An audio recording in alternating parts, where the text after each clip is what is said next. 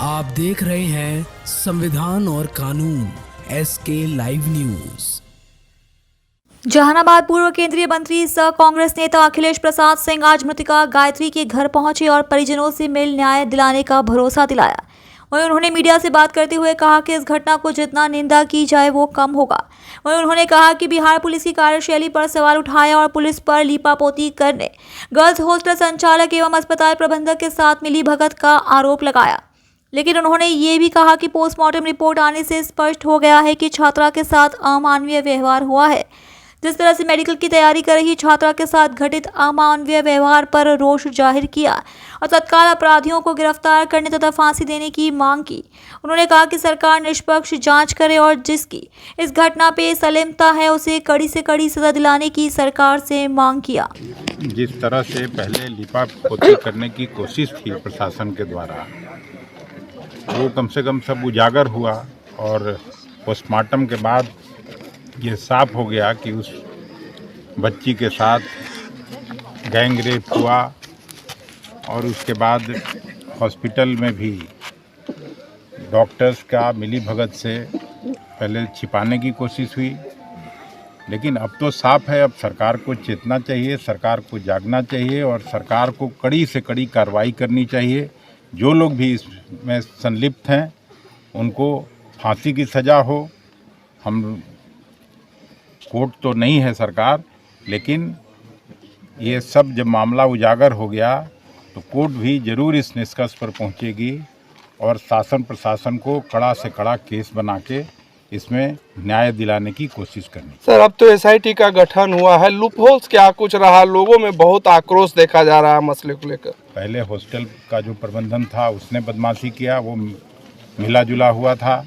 फिर प्रशासन के लोगों को गुमराह किया गया। जो हॉस्पिटल में जहां लड़की भर्ती हुई वहां लोगों को गुमराह किया गया या वहां के लोगों की मिली भगत थी। सब मिलजुल के इस मामले का लीपापोती करना चाहते थे।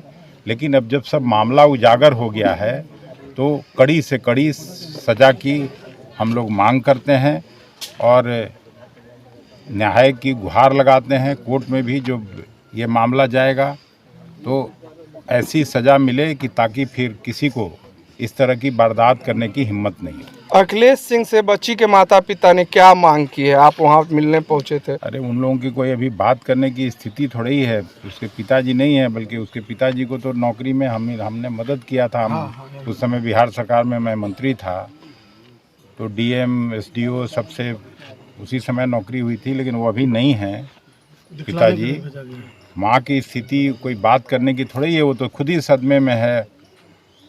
सर, गर्ल्स हॉस्टल और अस्पताल संचालक की मिलीभगत प्रशासन क्या इसको बचा रही है उनकी? अभी तो जो मामला सामने है उसमें तो निश्चित रूप से पहले बचाने की कोशिश हुई थी।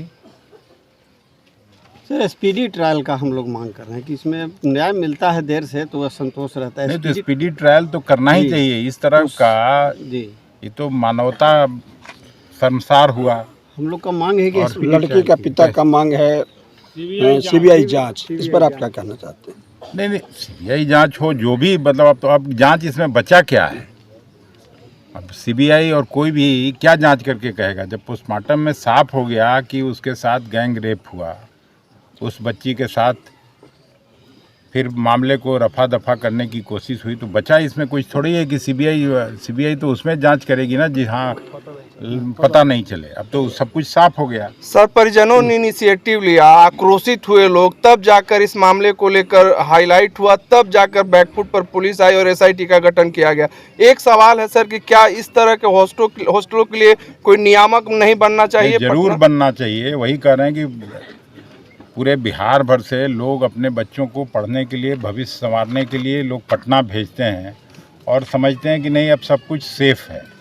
लेकिन जब पटना में जहां मुख्यमंत्री जी का कार्यालय है, जहां DGP और चीफ सेक्रेटरी का कार्यालय है, पूरा शासन प्रशासन के लोग वहीं रहते हैं, वहां उनके नाक के नीचे जब इस तरह की घटना होती है तब तो फिर सब लोग भगवान की तरफ ही देखेगा। लोग बात करते हैं कि नहीं कानून का राज होगा। ये क्या यही कानून का राज है? धन्यवाद। खबरों के लेटेस्ट अपडेट के लिए इसी तरह हमारे साथ जुड़े रहें और इस वीडियो को ज्यादा से ज्यादा शेयर करें।